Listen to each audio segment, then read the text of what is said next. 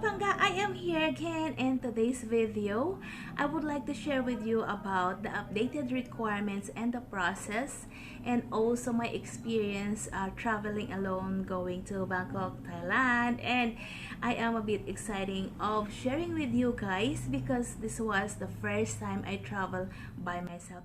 I booked my ticket from December 21st to December 25th, so I have 4 days and 4 nights in there. As we all know that Filipinos has this kind of a little bit hard going out, especially when you are alone. So this might help you not to be offloaded and not wasting your money when you are going to travel Thailand or on the other countries. So although in my case I already been traveling, maybe that was my third times, and I've been traveling locally, but it's a different experience. I will tell you, it is a bit excitement and nervous mixed together because you really don't know what's really going on the immigration area, especially when you are alone. So I went to Taiwan last February 2012. That was my first international not travel, but I work in there. So but at least I went there with, of course, co-workers, and it's not really that nervous, there is no nervousness because you know already because that you will go or you will be passed because you have those requirements from the agency.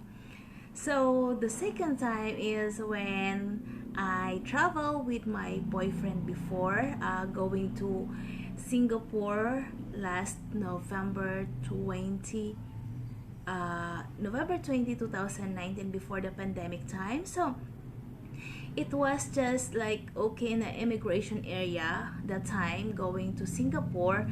It's just I just only showed them my ID, and also I just a little bit interviewed because that was the second time I went with a boyfriend, and you know how they were have this kind of interview, especially when you are with someone, because they might, they are just avoiding the human trafficking. And I understand how strictly they are when it comes to requirements, because I believe that they are just only doing their job very well just to protect the Filipinos. So and the third time, of course, I was alone, so it was a little bit nervous and excitement. So this is the process that I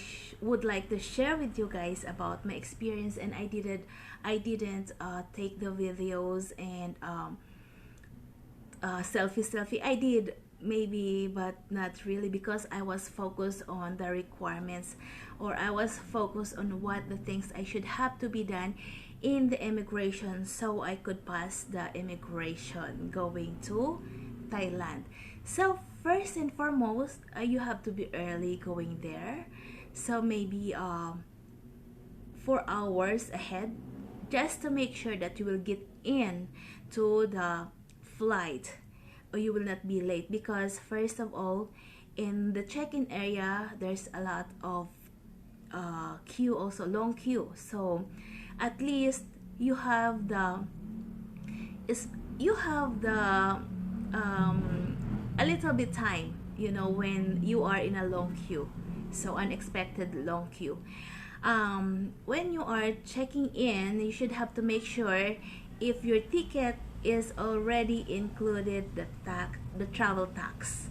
If not, then you should have to go on the travel tax section, and you have to get the travel tax. I paid 1,600 something for my travel tax because I thought when I get my ticket, the travel tax is included, but it's not. So just to make sure that you will be get into the check-in area, you have the travel tax. Yan. And then the second is I already get the travel insurance just to make sure if it will be needed in the immigration, or it will be look for. At least I have already. So for 5 days, and I paid like 600 something together with my ticket. So third is you should have to, after check-in, you have to go to the immigration, of course, and the line was too long, as in. So it's really good if you have the allowance time to go there, so you don't have to miss your flight. So okay, when I went there on the immigration, it's my turn. I gave my flight details and my ID, and also those departure information that you have to fill up, where to go. There's a form where you can fill up that one, and you have to give them together with that. What he asked about me is, did you travel abroad before? And then I said yes. Where? I said in Taiwan last February 2012. And the second is in Singapore last November 20, 2019. So he asked me about whom I traveled with last in Singapore. I said that was my boyfriend before. So where is your boyfriend now? I said we are not together. So oh, I see. So what are you going to do in Thailand? I said I am going to visit. So who you are with? I said no, by myself. I am going alone, and I will travel alone. And do you know anybody from Thailand? I said no one, and I don't know anything from Thailand. I just wanna visit there. So he asked me, okay, what is the purpose of your visit? I am going to travel by myself. I wanted to see some beautiful places in Thailand. So the tricky question is he is actually trying to repeat all those questions just to make sure that I am telling the truth. And he asked me about what is your work. I said I am working as an admin staff, and he's asking me, do you have the certificate of employment? I said I have. And of course, before I traveled that day, I already prepared what I can prepare, all the documents that I can prepare on that day. So I prepared the leave form, which the approved form for my leave, vacation leave, and my certificate of employment, my ID, and what else? That's all. And of course the passport, and the list of the places that I have to visit in Thailand, and of course the itinerary, the ticket, the plane ticket. So that was the documents that I already prepared. So he asked me again, he says, okay, I'm gonna take you a picture, just to remove your mask. And after that, he asked me again, where do you travel again? I said I am going to travel to Thailand. Where? In Don Muang. So where is your where do you live in there? I said this is where I live, my place that I book there. It's nearby in the airport. And then so how many times did you travel abroad? I said this is my third time. He says, what, this is the second time? No, this is the third time. The first one is in Taiwan, and the second time is in Singapore, and the third time is in Thailand by myself. So this is my third time.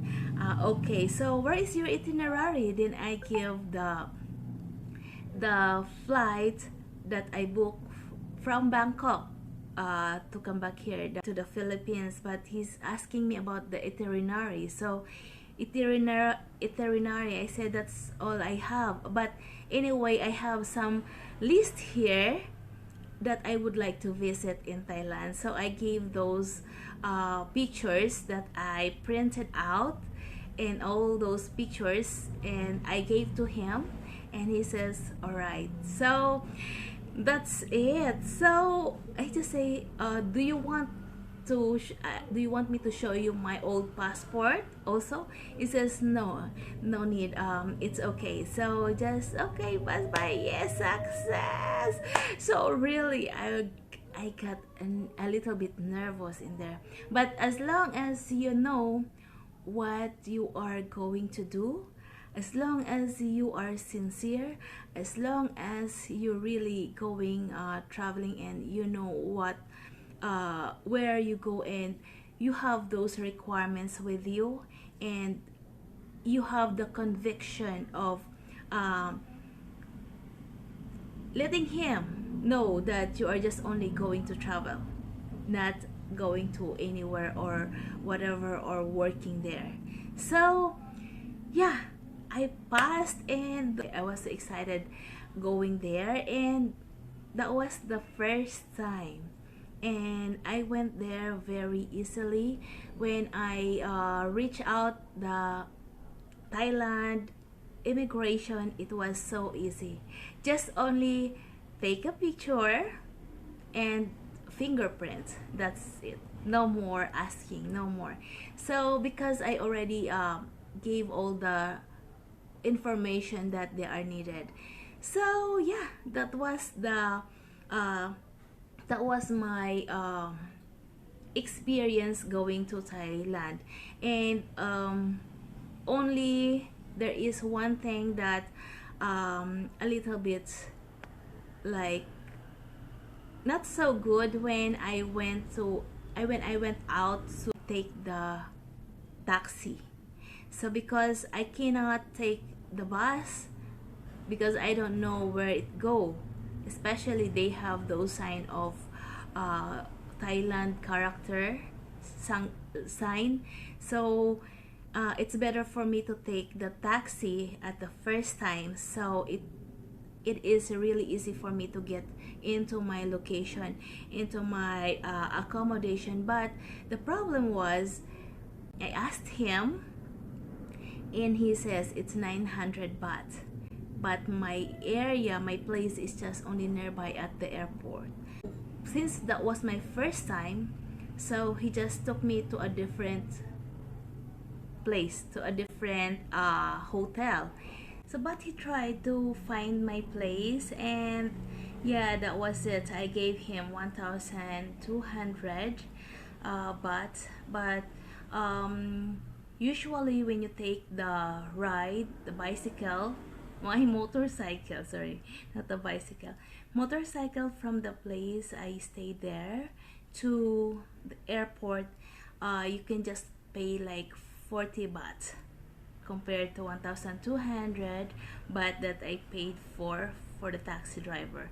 So when you are first time traveling in a certain place, what I learned is use the Google Maps also, and what I used is the Waze. Yeah, and that was my mistake. And then the second is because the thing is, in Thailand they are not really English speakers, so it's hard to communicate, especially if you are new in the place.